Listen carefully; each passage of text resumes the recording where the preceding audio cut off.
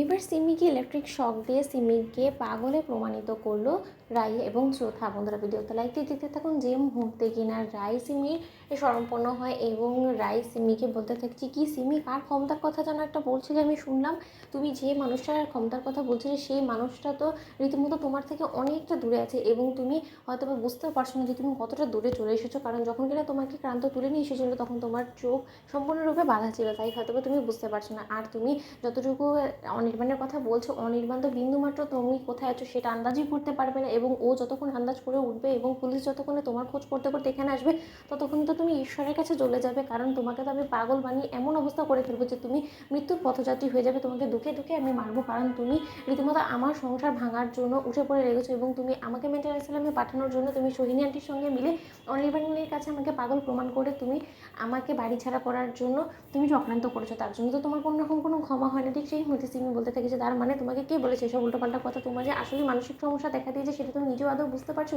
তুমি এখনো সময় আছে, আর যত শীঘ্রই সম্ভব তুমি একজন সাইকিয়াট্রিস্টের সঙ্গে কনসাল্ট করো। এবার তো রীতিমতো আমার ভয় করছে যে তুমি আমাকে যেহেতু তুলে নিয়ে এসেছো তাহলে তুমি আমার কোনো না ক্ষতি করে দাও। অন্যদিকে স্রোত বলতে থাকে যে রাই দিদিভাই তোমার কোনো ক্ষতি করুক আর না করুক, কিন্তু আমরা তো অবশ্যই ক্ষতি করে তারপরে তোমাকে এখান থেকে বিদায় দেবে। এত সহজে তোমাকে এখানে আমরা এনেছি কষ্ট করে, তোমাকে যদি খাতির করে না এখান থেকে বিদায় দিই তাহলে আমাদের মনেও তো একটা আক্ষেপ থেকে যাবে, তাই না?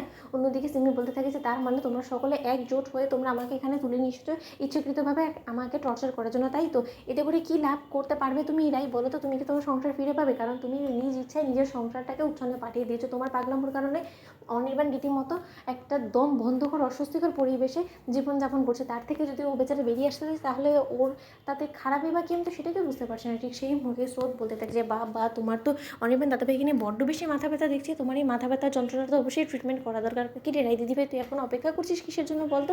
তো ওইদিকে যখন রাই বলতে থাকে যে আমরা যে কাজের জন্য ওকে খেলে নিয়ে এসেছি সেই কাজটা বরঞ্চ শুভারম্ভ করা যায়, তাই না? তো অন্যদিকে এই কথা বলা মাত্র যখন রাইয়ের বৌমনি ইলেকট্রিক শক দেওয়ার জন্য সকল প্রস্তুতি নিয়ে এবং সিমিকে বলতে থাকে যে সিমি এবার তৈরি হয়ে যাও, ঠিক সেই মুহূর্তে রাই নিজ হাতে সিমিকে একের পর এক শক দিতে থাকে এবং বলতে থাকে যে একটা একটা করে গুনে গুনে তোমার উপর থেকে আমি প্রতিশোধ নেব।